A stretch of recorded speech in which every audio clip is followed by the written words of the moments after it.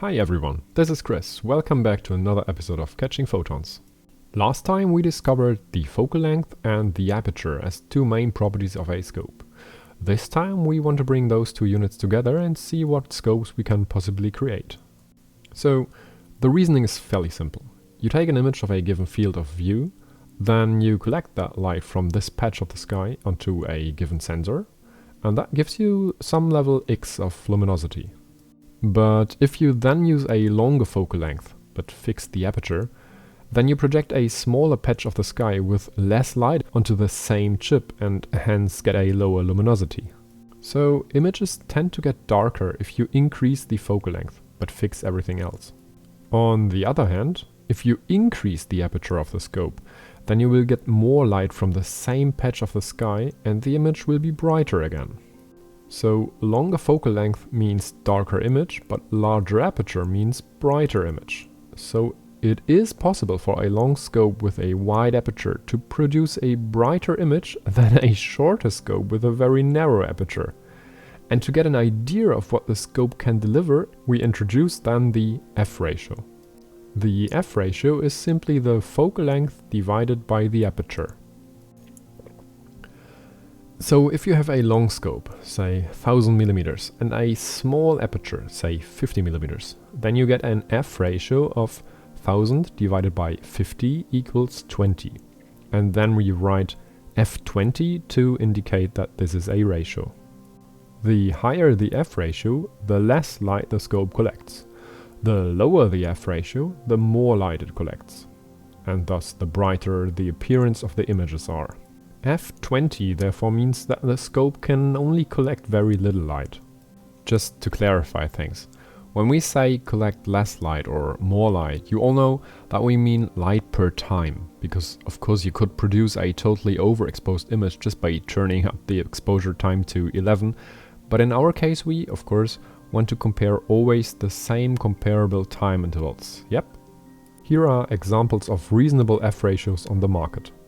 We start with a rather cheap scope. It's quite long, focal length 800 millimeters, and rather narrow with 50 millimeters. So the f ratio is f16, and therefore we call this scope slow. Why do we call this scope slow? Because if you compare two scopes, one short, the other long, and both have the same aperture. If you then want to create an equally bright image with both scopes, then the scope with the higher f ratio will need a longer exposure to meet the brightness level of the shorter scope. Hence, the scope with the higher f ratio is slower, yeah? So then we have a Vixen lens scope at 1000 millimeters focal length. So longer than the first one. But because the aperture with 105 millimeters is much wider, the f ratio is actually lower at f9.5. So the scope is faster than the first one and hence can collect more light. Down we go. The small NG scope has 360 millimeters focal length, so a rather short scope, and an aperture of 50 millimeter, so the same as the first scope. But because it's shorter, the field of view is much wider and hence it collects much more light from this bigger section of the sky. The f ratio is therefore significantly lower with f7.2. The next scope enters the range of what we can call fast scopes. It's my beloved Skywatcher Newtonian. With 750 mm focal length it's intermediate long, but with an aperture of 150 mm it can collect lots of photons. That gives us f5. And then we have the Brasser refractor with short 450 mm focal length. Having nearly the same aperture as the long Vixen, that was the second scope, its f ratio is down to f4.5. And then we end the line with the incredible Rasa from Celestron. It has a focal length of only 400 millimeters, but still an aperture of over 200 millimeters, so more than half of the focal length. That gives the Rasa an incredible view on a big chunk of the sky while collecting as much light as possible. The focal length is down to f2. With f4.5 or even the Rasa with f2, we are getting in the range of DSLR lenses, but with focal lengths over 400 millimeters and apertures up to 200 millimeters. You can take incredible images with a Rasa, and yes, it's rather costly. Such scopes are called astrographs, as they are intentionally designed for taking images of the sky, With a RASA it's not even possible to attach a normal eyepiece, so it's imaging only. Now what? Is a high f ratio always bad? Nah, I wouldn't say so. See, for astro imaging you always tend towards the lowest f ratio just because this cuts your imaging time down, because the scope can gather light faster. But there can be disadvantages. Low f ratios on some reflection scopes can, for example, lead to aberrations at the outer borders of the image. So here you might not step down too far, but that's far ahead. But first and foremost, the scope needs to fit the requirements, and the focal length must fit the objects being observed, and cost is a major factor to consider too. Also, if you plan to capture or observe planets and the moon only, they tend to be so bright that you can easily observe them with f10 or even f16 scopes. That's fine for them, but then never try to capture a faint galaxy with that scope, okay? Watch out!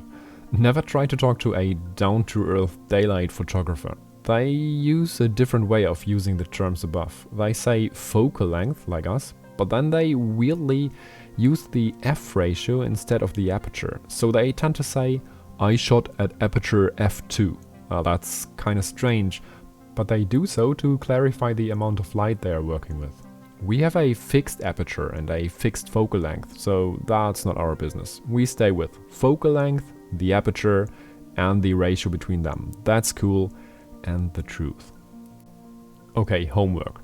Find some cheap scopes online, say on a major online selling platform. Work out their f ratio and compare the results with the beautiful images of faint nebulas, distant galaxies and so on in the commercials around that scope. It's funny what they want to sell us sometimes. So, now you are equipped with the first tools to work out the basic optical qualities and capabilities for the thousands of scopes out there. Long and short focal length, wide and narrow aperture, and the resulting fastness of a scope, all in your hands. And next video or so we will open up these scopes and study their inner structure. We will discover lens and mirror scopes, different architectures, and even some mixed types. So stay tuned.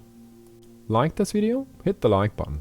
But more importantly, guide newcomers to this tutorial if you think they can here find a safe haven for starting with this wonderful hobby. And tip of the day, I added a link below. It leads to a webpage where you can calculate the FOV of a given telescope using its specifications. Now you are an expert on this, so go on and play around. And as always I say, clear skies everyone, until next time here on Catching Photons.